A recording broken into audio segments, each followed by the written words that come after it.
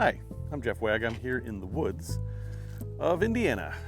It's actually Indiana Dunes State Park, and it's March, so it's kind of off season. You can even see there's still a little bit of snow on the ground, but it's kind of a nice place to be, and I thought it would be a good location to talk about kind of an important issue when you're considering van life, or maybe struggling with it, maybe thinking, God, do I really want to do this?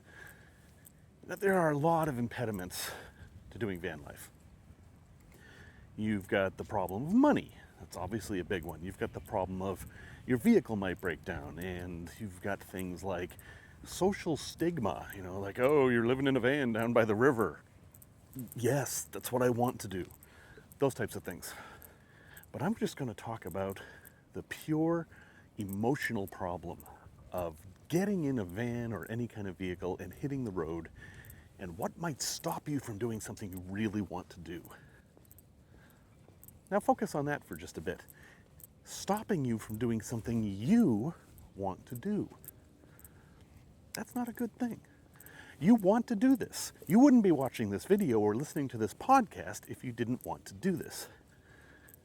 If anxiety is the thing that's stopping you, let's talk about that. So you're seeing me now or listening to me now, and you're thinking, well, this guy is just the embodiment of confidence. Surely he does not have any problems with anxiety. I mean, he's doing the podcast. He's showing his ugly face on the camera. He's even showing people how fat he is. He doesn't even care. Anxiety is not his issue. Well, guess what? I am one of the most anxious people that I know. I am riddled with anxiety. Everything I do, I have to consider how it's going to impact me emotionally. I'm the guy that when there's a party, I will go and kind of sit in the corner and just hope for it to be over. If I'm an anxious person, how is it that I can do these things? How can I do a podcast? How can I do videos like this? So do I have some magic formula for overcoming anxiety? Do I have some secret meditative technique that makes it go away? No. It doesn't go away. I just work past it. I start with the premise that I'm going to do something. This is how I deal with anxiety. I'm going to do X. I'm going to buy a van and build it out. I'm going to do a vodcast, even though I know I'm going to be out of breath fairly quickly. Which I'm right now. Man, don't get old. No, wait. Do. It's better than the alternative.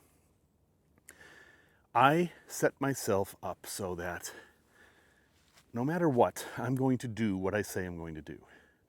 I make the decision. I'm going to buy a van and I'm going to build it out. That's it. That decision is made. That is set in stone. I'm going to do that thing. Is it going to be uncomfortable? Yes. Am I going to doubt myself? Yes. Am I going to make mistakes and maybe regret that I ever started doing this? Possibly. And then I'm going to make another decision. I'm going to get in that van and I'm going to go places that I want to go. Oh, well, where are you going to park? Where are you going to sleep? How are you going to deal with bathroom issues? What if you run into some people on the road who aren't very nice? What if? I will cross those roads when I have to. I am doing this thing.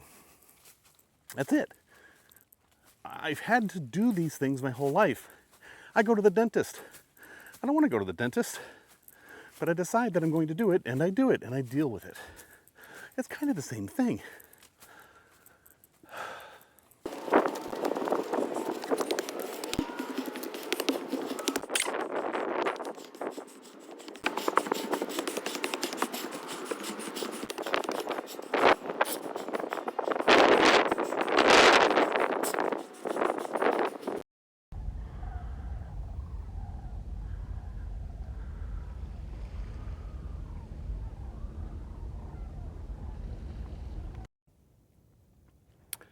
So I had to stop for a minute because I was out of breath. I couldn't speak and I couldn't think, which is more important in many ways. And I thought, well, maybe this video isn't such a good idea. Maybe I should just not do this. Maybe I should just go online and read some advice on anxiety and then parrot that in the podcast or something. But no, I'm not going to do that because I decided I was going to make an authentic video about anxiety. And so here I am, and I'm doing it. So here's some things to ask yourself if you're ever feeling anxious. One is the anxiety rooted in reality? Now, some kinds of anxiety are, of course, rooted in reality. If you are near the edge of a cliff, you should be afraid of heights at that moment. If you are near a raging fire that's out of control, anxiety absolutely warranted. But if you're just anxious about getting in the van and driving to a state park, maybe not. And if that anxiety isn't warranted, it's no less real. You're going to feel what you feel. But how important it is a totally different thing. My relationship with anxiety has been that I have accepted the fact that I'm going to keep touching my microphone. I have accepted the fact that I'm going to feel anxious, whether it's warranted or not. What I haven't accepted is that that anxiousness is important. And I've come to the conclusion that, hey, I can realize I'm feeling anxious. Like, I feel anxious right now. But is it important? No. And if it's not important, I don't have to pay attention to it. I think that's a super useful lesson in anxiety. I mean, I'm not a mental health professional. You shouldn't listen to me other than I'm a guy telling his story about anxiety. And if that helps you in some way, great. Here's another useful approach to anxiety. Ask yourself this question. What is the difference between anxiety and excitement? Is there a difference? It's almost the same feeling, except that one's positive and one's negative. I've planned big trips and taken people all around the world, and it never fails. The morning before I'm supposed to go on this trip, I always feel like not going. No, I'm excited about the trip. I want to go see these places. But the thought of dealing with all the little minutiae and the details at the airport and possibly disappointing people and all of that, when that is all at the front of my mind, I feel anxious. But then when I think about all these amazing things I'm about to see, I feel excited, and it's almost the same thing. And what I've been doing as much as possible is to convert the anxiety into excitement. The best example I have of this is going up an old roller coaster. You know, you're going up that hill, clickety, clickety, clickety, and anxiety is building and building as you slowly go up the top. And then there's that point where the clicking stops, and you're right at the top of the roller coaster, and you have to make a choice. It's kind of like fight or flight. You have to decide whether you're going to be excited or you're going to be afraid going down that hill. And for years, I was afraid. And then I finally learned how to switch it. And instead of holding on for dear life and it's like, oh no, stop this thing, I think, go faster. I grab on and lean forward and will that roller coaster car to go as fast as it possibly can. And that turns the anxiety into excitement. It might sound silly, it might not work for you, but it's worked for me, and I'm very glad because now I really like roller coasters.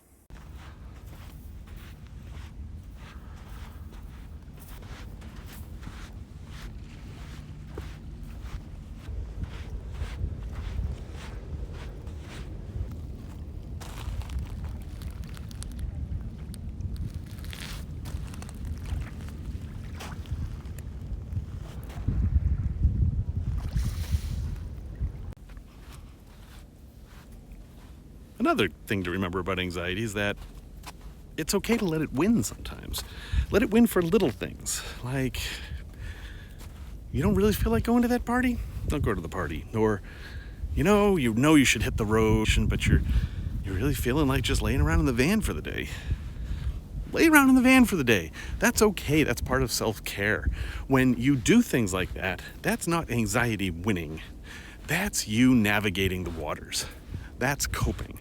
That is acceptable. It's fine. It's good. It only becomes a problem when you do that all the time.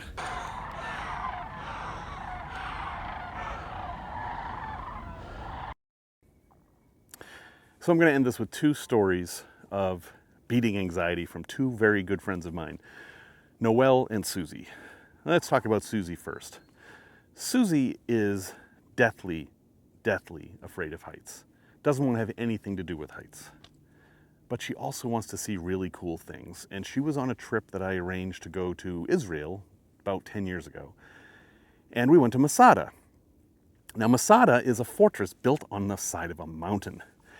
And some of the fortress levels are tiered into the mountain, and there are these very narrow staircases to go from one level to the other.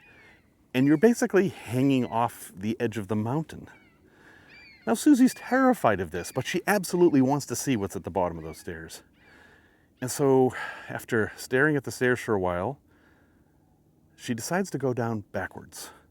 And she does this step by step. Sometimes she sits down, but she doesn't stop because she has decided that she is going to do this. And she did it. And now she has the memories of visiting that amazing place. And a slight realization that she was nervous while doing it, but that's not the important part. She did it. Anxiety didn't win. It was there, she felt it, but she overcame it. Now I want to talk about Noelle. Noelle is someone else who's come on trips with me, and it was very difficult at first because she was terrified of flying, hated even going to the airport. She had to make all kinds of special arrangements to have somebody carry her onto the plane. She had all kinds of medications to help her. It was a real struggle. But she decided that she was going to learn to go on these trips. And so she worked at it and worked at it. And she managed to get to the point where she was comfortable enough that she could fly without too much trepidation. And she has traveled the world because of it. But here's the thing. It opened up a whole new world for her she never would have even considered. One of her favorite things to do right now is to go hang gliding. That's right. She's not inside the plane anymore. She's hanging from fabric as she flies through the air under her control.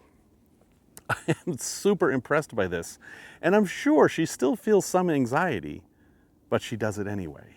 And I think that's my message to you and my continual message to me that keeps me doing things like this, is do it anyway. Not just do it anyway. I hope that listening to this or watching this has given you just a little bit of courage or a little bit of perspective on anxiety and how you can just put it aside and do what you want to do. That's my only goal here. If I've done that, great. If not, I encourage you to go find other resources that will help you beat this anxiety thing. Most of the time, it's just in the way and you can ignore it. At the very least, you can recognize it as not important. I thank you for listening or watching this. That helps me overcome my anxiety, so thank you for helping me.